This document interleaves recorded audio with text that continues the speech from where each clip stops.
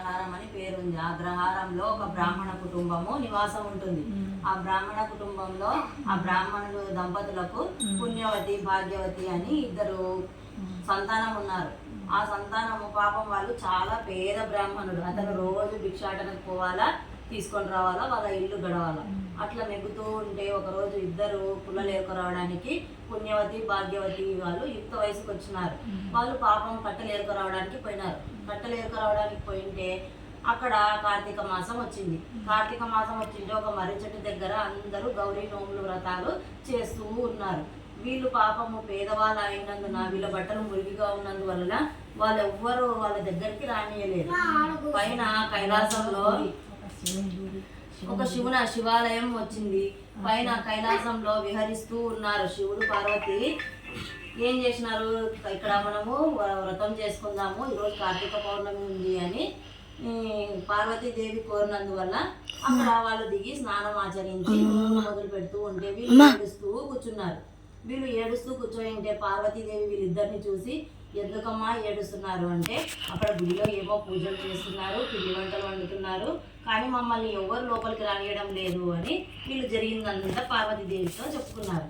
అయితే మీరేం బాధపడద్దండమ్మా అని వాళ్ళకి స్నానాలు చేయించి పట్టు వస్త్రాలు సృష్టించి ఇచ్చి పిండి వంటలు పంచభక్ష పరిమాణాలు అన్నీ ఆమె పట్టు పీతాంబర వస్తువులు అన్నీ తయారు చేసి ఏం చేసింది, నోములు నోచి వీరు ప్రతి సంవత్సరము ఇదే విధంగా దీన్ని గౌరీ వ్రతం అంటారు, గౌరీ నోములు అంటారు. ఇది ప్రతి సంవత్సరం చేసుకున్న వాళ్ళకి సుఖ సంతోషాలు, ఆరోగ్య ఐశ్వర్యాలు, ధన కనక అన్నీ మనకు సమకూరుతాయి. మీరు ప్రతి సంవత్సరం మీ ఇంటికి వెళ్ళిన తర్వాత కూడా చేసుకోండి అని చెప్పి వాళ్ళకి అత్రాసలు గారియలు అన్నీ కట్టి నోముల దారం చేతికి కట్టి ఒక మంత్రం ఇచ్చినటువంటి అక్షింతలు కూడా కట్టి ఇచ్చి ఇది పోయి మీ ఇంట్లో 4 మూలలు చల్లండి అని చెప్పి పంపించింది. అంతటితో శివపార్వతులు ఇద్దరు అంతర్ధానం అయిపోయినారు. వీళ్ళిద్దరు ఇంటికి పోయి వాళ్ళు చెప్పినట్లు వాళ్ళ అమ్మకు అంతా వివరించి చెప్పినారు. అవునమ్మా ఇది నిజమే, మనం చేయలేదు అని వాళ్ళమ్మ అనింది. వాళ్ళు ఇంటికి వచ్చి అక్షంతలు 4 మూలలు చల్లే లోపల వాడి పూరి గురిసె కాస్త పెద్ద మహా బంగ్లాలాగా మారిపోయింది. వాళ్ళ నాన్న భిక్షాటనకు పోయి వచ్చి వెతుక్కుంటున్నాడు, ఇల్లు ఎక్కడుంది అని వెతుక్కుంటుంటే ఇల్లు అంతా పెద్ద బిల్డింగ్లా మారిపోయింది. కాబట్టి పైనుంచి కళావతి చూసి నాన్న ఇదే మా ఇల్లు, మన ఇల్లు రా అని జరిగిన కథ అంతా తనకి వివరించి చెప్పింది. అప్పటి నుంచి వాళ్ళు ప్రతి సంవత్సరం గౌరీ నోములు చేసుకుంటూ ఉంటే బాగా మహారాజు వచ్చి ఆ పెద్ద కుమార్తెను వివాహము చేసుకున్నాడు. చిన్న కుమార్తె ఇంకొక అతనికి ఇచ్చి వివాహం చేసినారు. చేసిన తర్వాత చెప్పమ్మా మిగతా నువ్వు చెప్పు. బ్రాహ్మణుని కూతురునే రాజు వచ్చి అడిగినాడు. రాజు వచ్చి అడిగితే రాజు ఏం చేసినాడు, మీరు మేము బ్రాహ్మణులము మీరు శత్రుఘ్నులు, మాకు కొత్త కుదరదు, నేను పిల్లని ఇవ్వను అంటాడు రాజు. ఇక బ్రాహ్మణుడు అంటే నువ్వు పిల్లని ఇవ్వకపోతే నిన్ను తల ఉత్తరించి గురగవి పెడతాను చూడి, నీ బిడ్డను నేను చేసుకుంటాను అంటే ఇంకా సరేలే అని బ్రాహ్మణుడు ఎదవడి బాపనయ్యకి బ్రాహ్మణుని కూతుర్ని రాజుకి ఇస్తాడు. రాజుకి ఇచ్చిన తర్వాత కొన్ని రోజుల తర్వాత వాళ్ళకి బాగా ఒక బాబు పుడతాడు.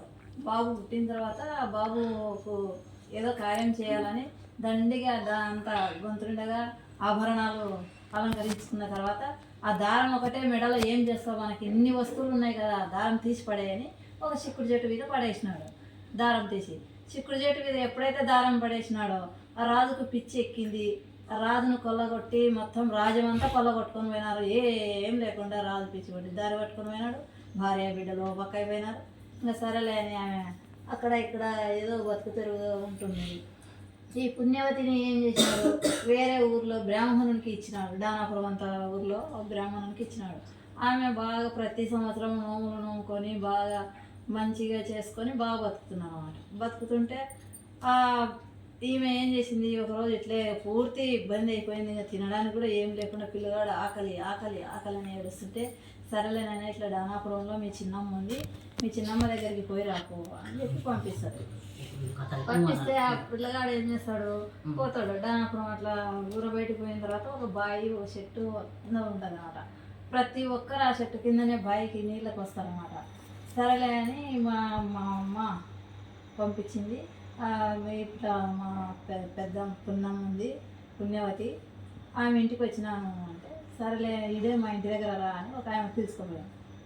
తీసుకుపోయి ఇంటికి తీసుకుపోయి ఇంటికాడ ఇడిచింది. అమ్మ భాగ్యవతి ఎవరో నీ చెల్లెలు పుణ్యవతి కొడుకు అంటారా వచ్చినాడు ఏదో ఊరు నుంచి అంటే సరేలే అని బయటకు వచ్చింది. అమ్మ ఏ ఊరినైనా ఎక్కడ అంటే ఇట్లా సంగతి మా అమ్మ భాగ్యవతి ఇట్లా నీవు పుణ్యవతి మా చిన్నమ్మ తోలుకో నీకు వచ్చినాము అంటే సరేలే ఏమొద్దు నువ్వు వచ్చి కాలు కడుక్కొని భోంచేతరా ఏ టైంకి వచ్చినావో ఏం కథనని ఆ పిల్లగానికి స్నానం చేయించి మంచి బట్టలు వేసి భోజనం పెట్టి పండబెట్టింది. రాత్రి తెల్లవారినాక ఊరికి పోవాలా అంటే సరేలే అని టిఫిన్ చేయించి పిల్లగానికి ఇంత క్యారెట్ కట్టి ఒక సొరబుర్రలో అన్ని వజ్రాలన్నీ పోసి ఆ పిల్లగాని తలలో పెట్టి పంపించింది. ఆ పిల్లగాడు కరెక్ట్ ఆ బావి కాడికి వచ్చే లోపల నీళ్ళు దాహం వేసిందంట. నీళ్ళన్నా తాగే సొంతాలు అని ఆ సొరబుర్రలో పెట్టి నీళ్ళు తాగనిపోయినాడు. ఆ సొరబుర్ర ఏమైందంట, నవ్వులేనమ్మ ఇంటికి నేను పోను, నవ్వునమ్మ ఇంటికి నేను పోను, నోషమ్మ నిడిచి నవ్వునమ్మ ఇంటికి నేనెందుకు పోతానని సొరకాయ బుర్ర బుర్ర బుర్ర బావిలోకి వెళ్ళిపోయినాడు. అప్పుడు మళ్ళీ ఆ పిల్లగాడు ఏం చేసినాడు, ఏడ్చుకుంటాం మళ్ళీ ఇంటికి పోయినాడు రివర్స్. ఇస్త్రీ ఇది చెత్రికట్టె ఉంటుంది కదా, చెత్రికట్టెకి అంత బొక్కలు వేసి ఒకరు వజ్రాలు వేసి ఇచ్చింది. ఆడు మళ్ళీ కరెక్ట్ వచ్చే లోపల ఆ పిల్లలు నీళ్ళు ద్రాగం వేసినాడు. వేసే లోపల మళ్ళీ ఒక వైపు వచ్చి ఈ చెత్రికట్ట నాదిరా, నాది ఎట్లా తీసుకుంటావు అని పిల్లలు కేటు కొట్టి ఆ చెత్రికట్ట తీసుకున్నాడు. మళ్ళీ ఏడ్చుకుంటూ పోయినాడు. ఇదేం బాగలేదని మళ్ళీ ఒక ముళ్ళుగట్ట బాగా పెద్దది చేసి ముళ్ళుగట్టలో పోసి పంపించిందంట. ఆ గొర్రెలు కాస్తాడు ఏం చేసినాడు, నా కట్టె నువ్వు ఎట్లా తీసుకుంటావు అని కట్టె గుంజుకొని వాడిని కొట్టి పంపించినాడు. మూడోసారి కూడా ఏమైందంటే ఇంటికి పోయి ఇట్లా అయిందమ్మా అన్నీ ఇట్లా జరిగినాయి నాకు, సొరకాయేమో నోషామో నడిచి నోనమ్మ ఇంటికి నేను పోననింది, మళ్ళీ చెత్రకట్ట ఇట్లా గుంజుకున్నారు, గొర్రెలోడు ఇట్లా ముళ్ళు కట్ట గుంజుకున్నారు, ఇట్లా చేయాలంటే సరేలే మీరు నోములు నోసినారా లేదా అంటే నాకు జ్ఞాపకం వచ్చినప్పటి నుంచి మా అమ్మ ఒక్కసారి కూడా మా ఇంట్లో నోములు నోసలేదు అని చెప్పి సరేలే అయితే ఈరోజు గౌరీకున్నం ఉంది, గౌరీ నోములు నోసుకున్న తర్వాత నువ్వు ఇంటికి పోదులే అని చెప్పి ఆ రోజంతా ఇంట్లో పెట్టుకొని తెల్లవారినాక గౌరీ నోములు నోమి ఆ పిల్లగానికి దారం కట్టి క్యారెట్ కట్టి పంపించినాడ. కరెక్ట్ మళ్ళీ ఆ బాయికాడికి వచ్చే లోపల నీళ్ళు తప్పిపోయానంట. తప్పిపోయే లోపల నోషమ్మ నేను కూడా వస్తాను ఇంటికి, నేను కూడా వస్తానని సొరబుర్ర మళ్ళీ పైకి వచ్చినాడు. ఆ చెత్రికట్ట ఒక తీసుకుంటాడు కదా, రే బాబు ఇది నాకు కాదు నీదే తీసుకో అని గొర్రెలోడు వచ్చి గొర్రెల కట్ట ఇచ్చినాడు. ఇంకా అప్పుడు అన్నీ 3 భుజాన పెట్టుకొని తీసుకొని పోయినాడు. తీసుకొని పోయి వాళ్ళ అమ్మకి చెప్పినాడట, అమ్మ ఇట్లా జరిగింది, పెద్దమ్మ ఇట్లా చేసి ఇచ్చింది, సరేలే అని చెప్పి ఇంకా అన్నీ తీసుకొని పోయి అక్కడ పెట్టుకున్నాడు ఇంట్లో. ఇంటికి పోయినాక అమ్మ నోములు నోసినావా నువ్వు, చిన్నమ్మ చెప్పింది ఇట్లా అంటే మనం నోములు నోయలేదప్ప మీ నాయన ఇట్లా చేసినాడు ఇట్లా అయింది అంటే సరేలే నోములు నోసి నాకు దారం కట్టింది చిన్నమ్మ, నీకు కూడా దారం ఇచ్చింది తీసుకొని కట్టుకోవాలి. అప్పుడు నోములు నోసి గౌరమ్మను కూర్చోబెట్టుకొని పూజ చేసి ఆయన ముందు దారం పెట్టి చేతికి కట్టుకుందంట. చేతికి కట్టుకున్న తిరిగి మరుసటి రోజే రాజుని కొల్లగొట్టినది మొత్తం రాజ్యం వచ్చిందంట. పిచ్చోడు అయిపోయినట్టు రాజు తిరిగి వచ్చినాడంట.